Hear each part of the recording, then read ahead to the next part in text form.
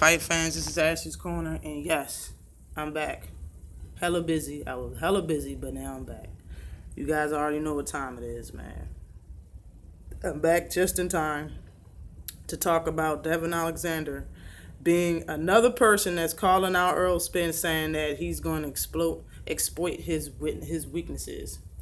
I don't know why everybody keeps saying I just want to exploit his weaknesses. Everybody has weaknesses. Every fighter has weaknesses. Every single one of them. Nobody is an exception to the rule. Not nobody. Not one fighter. Everybody has some type of weakness in their game. So when people say that about Errol Spence Jr. or about any fighter, nobody really cares, you know what I'm saying? But that's just saying that I already have a game plan, I already have one up on you, and we can fight whenever, you know what I'm saying? But after reading everything that was in this article, what I got from it is that he's just letting everybody know that he is not playing games. Like, he's ready to face the top competition at welterweight. He just came back after having a long layoff. He just came back and had one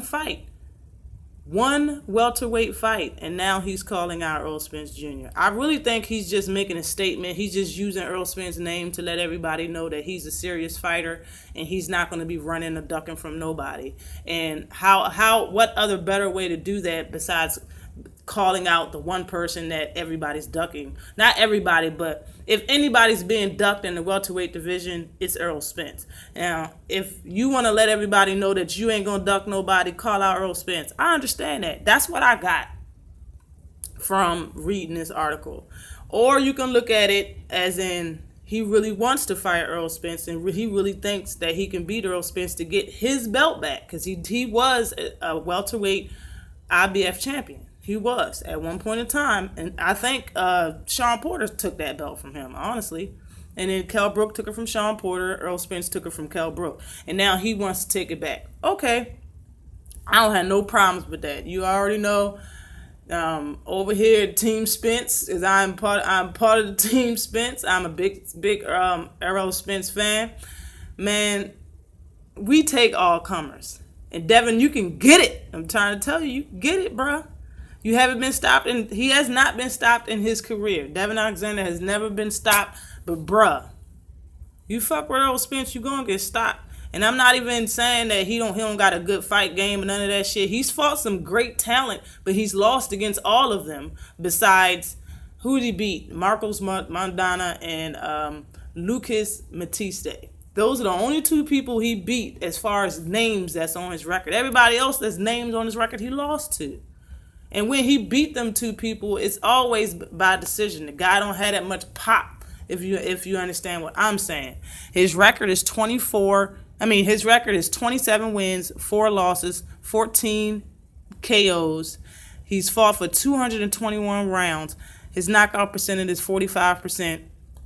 He's 31 years old, 5'8 and a half, 69-inch reach, and both of which him and Errol Spence are both southpaws. Errol Spence's record is 23-0, 20 knockouts, 95 rounds in total he's fought for, and his knockout percentage is 87%. He's 28 years old, and he's 5'9 and a half with a 72-inch reach. So Errol Spence got a 3-inch reach on him and a 1 inch in height. That's about it.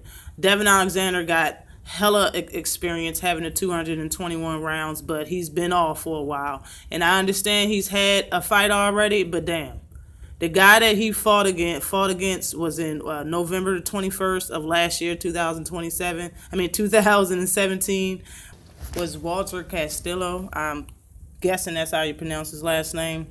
But that fight went all 10 rounds, and Devon Alexander ended up winning in decision. Okay, and his record at the time was 26-4. Okay, and he was coming off a TKO loss to Lipinets.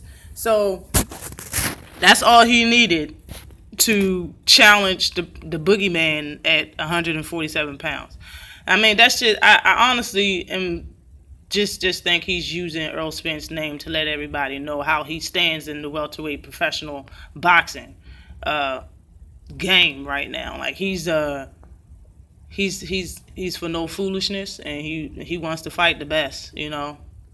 Like that's period. That's all that I'm looking into it. I really don't think he's serious in wanting this fight. If he is, I mean, just like I said, yo, Team Spence, we take all newcomers. Let's get it. But let's get into what he said. He says that he would love to fight Errol Spence Jr. as soon as possible. He says when he's focused, nobody can beat him. Nobody. He says that he is a throwback fighter and that he'll fight anybody. Says Spence overwhelms people and he fights people that don't have a game plan and don't stick to the game plan. And he says that Kell Brook was had some early success in the fight because he followed the game plan. You can't worry about what Spence does. I don't care what Spence does or what anybody does. He basically sticks to his game plan is what he's saying. But then he like left off of the Kell Brook fight. I honestly was waiting for him to say where Kell Brook went wrong. Because if you ask me, he did have a game plan. He had a good game plan, and he went in doing his game plan. I didn't see Kell Brook stopping his game plan. I didn't see him stopping. What I seen is him get beat during his game plan. Yes, you did have early success, and since what they seen from Errol Spence was only one side of Errol Spence, so they had a game plan for that side. After Errol Spence figured what he was doing out and changed his game plan, but also continuing the pressure, Kell Brook ended up folding under the pressure. So he didn't stop his game plan. He just got hurt and couldn't continue. Errol Spence is powerful, and he broke his eye socket. And if it could happen again to Devon Alexander, I mean, you don't to a certain extent. Devon Alexander is correct. You're not supposed to worry about what the other fighter is doing. You is supposed to stick to your game plan and stick to what you're doing, but you gotta have your eyes open to what the other fighter is doing.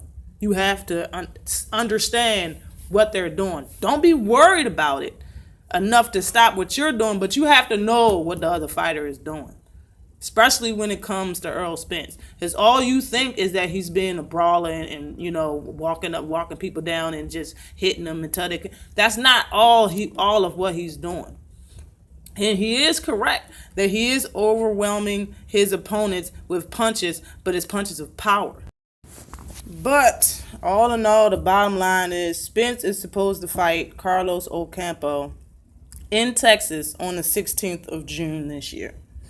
And I personally, meaning myself, I think that Carlos Ocampo will drop out, back out, pull out of the fight, however you want to call it.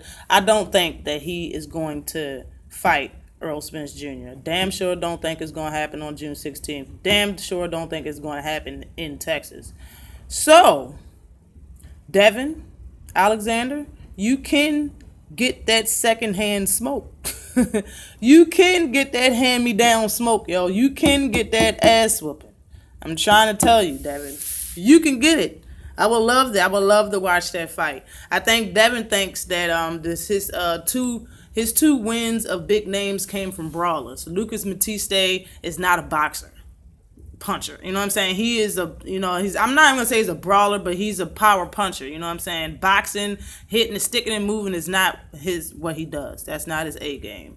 And Marcos Mondana is in the same league. Now, I think he's mistaken thinking that Errol Spence is in that league, because he's not.